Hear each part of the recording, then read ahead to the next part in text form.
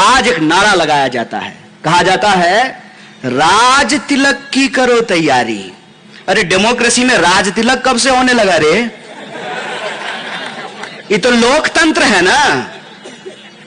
लोकतंत्र में राजा पैदा होता है कि सेवक पैदा होता है? सेवक का राज तिलक होता है।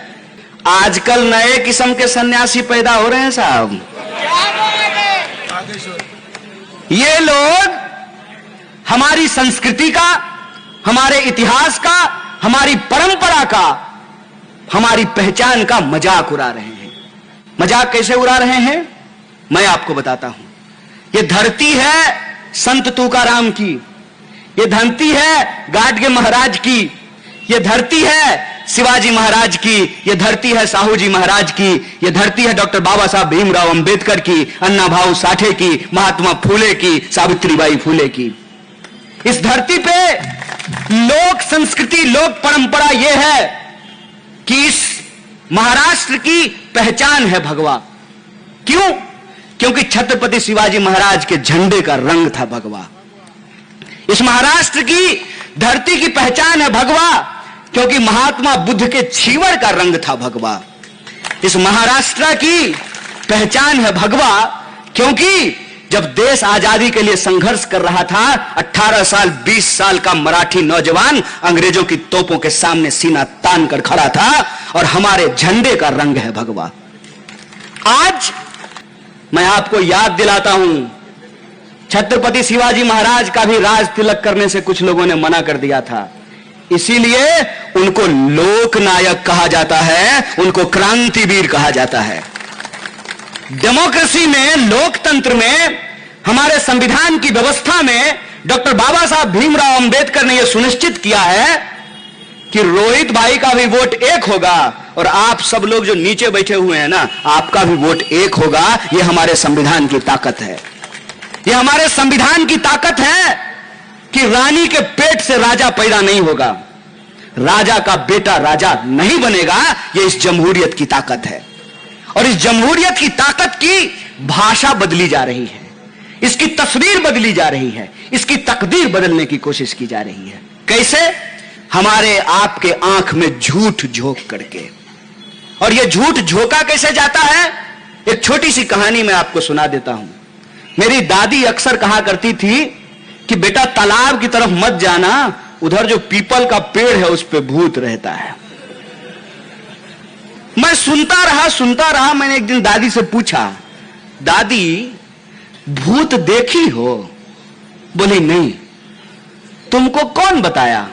तो दादी बोली कि मेरी सास ने बताया कि उस पीपल के पेड़ पे भूत रहता है। हमने कहा तुम देखी कभी नहीं? बोली नहीं, हम कभी नहीं देखे कि उस पे भूत रहता है। तो हम बोले कि हम आज जाकर के देख लें कि भूत है कि नहीं है। तो दादी बोली पागल हो, जो गया है सो लौट कर नहीं आया है। हमने कहा कौन गया है? बोली ये तो हमको याद नहीं है कि कौन गया है। मैं सोचता रहा, बचपन बीत गया। जब जवान हुआ तो मैं गया तालाब की तरफ, उस पीपल के पेड़ को देखने के लिए। ना तालाब बचा था, ना पेड़ बचा था, बस भूत की याद बची थी। इस बात से मैं आपको यह कहना चाहता हूं कि आप देखिए कि आज दिन भर टीवी हमारे साथ साजिश क्या रचता है। यूक्रेन का चर्चा करेगा, उधर इजराइल का चर्चा करेगा, उधर जो है कभी पाकिस्तान का, कभी नेपाल का, कभी चीन का। यह नहीं बताएगा कि ये बगल में जो केंद्रीय वर्धा विश्वविद्यालय है ना, हिंदी विश्वविद्यालय, उसमें टीचर कितने हैं, उसमें लाइब्रेरी है कि नहीं है, उसमें पढ़ाई होती है कि नहीं होती है। वर्धा में जो स्कूल है, उस स्कूल में टीचर है कि नहीं है, टीचर को वेतन मिलता है कि नहीं मिलता है, आंगनवाड़ी के केंद्र में बच्चे पढ़ने आते हैं कि नहीं आते हैं, आंगनवाड़ी की सेविका को मानदेय मिलता है कि नहीं मिलता है, जो आपके आस पड़ोस में दुकानदार है उसको कितनी आमदनी हो रही है, जीएसटी से उसका भला हुआ है कि बुरा हुआ है, नोटबंदी के बाद काला धन आया है कि नहीं आया है, यह कोई सवाल नहीं बताया जाता है। क्यों? क्योंकि यह कहानी ऐसी है ना कि हम दिन भर इस कहानी में उलझे रहेंगे और असली सवाल जो है हम कभी पूछेंगे ही नहीं। मेरा एक बड़ा जिगरी भाजपाई दोस्त है, नहीं वो भाजपा के लोग भी दोस्त हो सकते हैं, इसमें कोई बुराई नहीं है। उसको एक दिन हम सीरियसली पूछे कि अच्छा एक बात बताओ, क्यों दिन भर भाजपा भाजपा करते हो? तो बोला देश का नाम हो रहा है। हमने कहे कहां, कोई आंकड़ा तो दो। तो बोला नहीं, मोदी जी के नेतृत्व में देश तरक्की कर रहा है। हम बोले कैसे, ये बताओ तो हमको, हम भी मोदी मोदी करना शुरू कर देंगे। समझा तो दो कि हमको तरक्की हो कैसे रहा है। कहा कि हम जो है चांद पे चले गए। तो हम बोले मोदी जी चले गए। जो लोग ये कहते हैं कि बिल्ली का रास्ता काटना अशुभ होता है, उनकी सोच से थोड़ी चांद पे पहुंचे हैं, उस सोच से चांद पे नहीं पहुंचे हैं। चांद पे इस सोच से पहुंचे हैं कि हम सत्य की खोज करेंगे। और सत्य क्या है आज हमारा?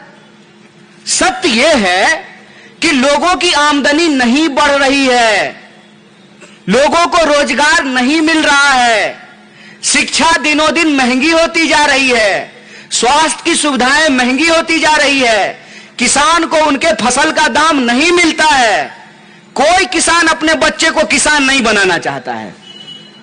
पीएम अपने बेटा को पीएम बनाना चाहता है, डीएम अपने बेटा को डीएम बनाना चाहता है, डॉक्टर अपने बच्चा को डॉक्टर बनाना चाहता है, एमएलए अपने बच्चा को एमएलए बनाना चाहता है, लेकिन कोई किसान अपने बच्चे को किसान नहीं बनाना चाहता है। बोलिए सच है कि नहीं है? क्यों क्यों ऐसा होता है? ऐसा इसलिए होता है कि इस देश में आंकड़ा यह कहता है कि अगर आप किसानी करेंगे तो आपको आत्महत्या करनी पड़ेगी, अपने ही खेत में अपनी ही पेड़ पे लटक करके आपको अपनी जान गंवानी पड़ेगी। आंकड़ा कहता है, आप महाराष्ट्र के नौजवानों की आत्महत्या की बात कर रहे थे, मैं आपको देश का आंकड़ा देता हूं। इस देश में 1 घंटा से कम समय में सिनेमा भी 3 घंटे का होता है, क्रिकेट मैच भी 5-6 घंटा चलता है। आप गर्लफ्रेंड से बतियाइएगा क्या साहब, तब भी आप 1 घंटा ज्यादा बतिया लीजिएगा। और 1 घंटे से कम समय में, घड़ी देख लीजिए अपना, जब से यह सभा चलनी शुरू हुई है अब तक इस देश के किसी न किसी कोने में कोई ना कोई नौजवान अपनी जान ले चुका होगा। यह हमारा आंकड़ा नहीं है, सरकार का आंकड़ा है, एनसीआरबी का आंकड़ा है कि इस देश में रोज कम से कम 25 नौजवान आत्महत्या करते हैं रोज। यह चिंता की बात नहीं है। जिस देश में 12,000 से ज्यादा किसान आत्महत्या कर चुके हों, रोज 25 जवान आत्महत्या कर रहे हों, हर मिनट किसी न किसी महिला के साथ बलात्कार हो रहा हो, 45 साल में देश में सबसे ज्यादा बेरोजगारी हो, किसानों को उनके फसल का दाम नहीं मिलता हो, मजदूरों को उनकी मजदूरी नहीं मिलती हो, नौकरी करने के बावजूद आपके पास कोई सुरक्षा नहीं है, न पीएफ मिल रहा है, न ग्रेच्युटी मिल रही है, न पेंशन मिल रहा है। यहां खड़े हैं, पेंशन मिलता है? कांस्टेबल साहब मिलता है कि नहीं मिलता है? अरे बोलिए ना, डर कह रहे हैं, अमित शाह थोड़ी देख रहा है, बोलिए। आप सोचिए इस बात को कि जो नौकरी करता है वर्दी पहन करके दिन रात, पार्टी किसी की हो, अपक्ष हो, विरोधी पक्ष हो, सत्ता पक्ष हो, टोपी पहन करके डंडा लेकर के ड्यूटी में खड़े हैं, इनको पेंशन नहीं मिलेगा। यह बेईमानी है कि नहीं है? यह बेईमानी हमारे आंख के सामने हो रही है। और जब आप टीवी खोलिएगा ना तो नाम हो रहा है। कहां? आप अपनी हकीकत खुद से क्यों नहीं पूछते हैं? मेरे पिताजी कांग्रेस राज में मजदूरी करके घर बना सकते थे, हम भाजपा राज में एक तो नौकरी नहीं मिलेगी और घर बनाना तो छोड़ दीजिए, अपने बच्चों को भी नहीं पढ़ा सकते हैं, ऐसी हालत है। सरकारी स्कूल आप यह कहकर के बंद कर दिए कि सरकारी स्कूल में पढ़ाई नहीं होती है। सरकारी अस्पताल आपने यह बंद कर दिया कि सरकारी अस्पताल में इलाज नहीं होता है। मेरा एक प्रश्न होता है कि सरकारी स्कूल नहीं होना चाहिए, सरकारी अस्पताल नहीं होना चाहिए, सरकारी सड़क नहीं होनी चाहिए, सरकारी बिजली नहीं होना चाहिए, सरकारी पानी नहीं होना चाहिए, तो सरकारी प्रधानमंत्री लेकर के ढोलक बजाएंगे? क्यों होता है सरकार? मैं आपको बताता हूं कि आमदार साहब को भी पेंशन और तनख्वाह हमारे आपके टैक्स के पैसे से ही मिलता है, और कांस्टेबल साहब को भी तनख्वाह और पेंशन हमारे आपके टैक्स के पैसे से ही मिलेगा। तो सरकार जो ये बेईमानी हमारे आंख के सामने कर रही है, इस बेईमानी को हमको देखना पड़ेगा। सरकार कहती है कि हम किसानों के खाते में 6,000 रुपया किसान सम्मान निधि पहुंचा रहे हैं। मैं आपको आंकड़ा देता हूं, पिछले लगातार कई महीनों से सरकार ने जो किसानों को, शेतकरियों को किसान सम्मान निधि दिया है, उसमें दिया है 2,60,000 करोड़। और एक झटके में इस देश के जो बड़े धन्ना सेठ हैं, जो बड़े धनकुबेर हैं, उनका जो कर्जा माफ किया गया है वो है 10,60,000 करोड़।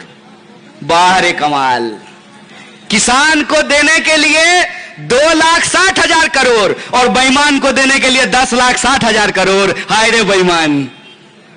यह बेईमानी रोज बरोज हमारे देश में, हमारे आंख के सामने हो रही है, लेकिन इसमें हम देख नहीं पा रहे हैं।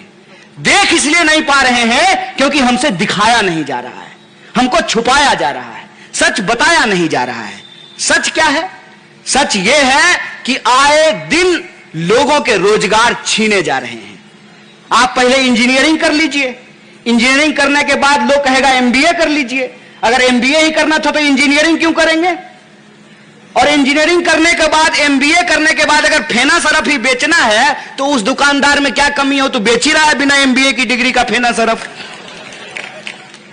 फिर एमबीए का डिग्री करने के लिए हमसे 5 लाख रुपया क्यों लिए? इंजीनियरिंग की डिग्री करने के लिए हमारे मां बाप से 10 लाख रुपया क्यों लिए? और 10 लाख रुपया लेकर के, 5 लाख रुपया लेकर के, 15 लाख रुपया देकर के वो कागज का डिग्री लेकर के क्या करेंगे? हम भी प्रधानमंत्री की तरह झूठा डिग्री बनवा लेंगे। फिर ये देखिए आपकी मां बाप विवश हैं, मां बाप विवश हैं कि किसी भी तरह से बच्चों को पढ़ा दें। सरकारी स्कूल में नहीं पढ़ाई हो रही है तो प्राइवेट स्कूल में पढ़ा दें। प्राइवेट स्कूल की हालत यह है कि पढ़ाना बच्चे को है, इंटरव्यू मां बाप का लिया जाता है। बताइए, डॉक्टर बाबा साहब भीमराव अंबेडकर के माता पिताजी का अगर इंटरव्यू लिया गया होता तो डॉक्टर बाबा साहब भीमराव अंबेडकर देश के पहले कानून मंत्री बन पाते क्या? यह आज हो रहा है। यह आज इसलिए हो रहा है कि कोई भी परीक्षा सिलेक्शन करने के लिए नहीं होता है, रिजेक्शन करने के लिए होता है। हिंदुस्तान दुनिया का एकलौता ऐसा देश है जहां एग्जाम सेलेक्ट करने के लिए नहीं, रिजेक्ट करने के लिए लिया जाता है। हाय रे बेईमानी! यह ऐसा क्यों होता है? ऐसा इसलिए होता है कि रोजगार नहीं है। रोजगार क्यों नहीं है? क्योंकि रोजगार के सारे साधन जमा करके, चोरी करके अपने दोस्त के खाते में पहुंचा दिया गया है। ठीक कहा सुनील साहब ने कि गांधी जी गुजरात से चल करके यहां वर्धा में आश्रम आकर के खोले। गुजरात से हम लोगों को कोई दिक्कत नहीं है,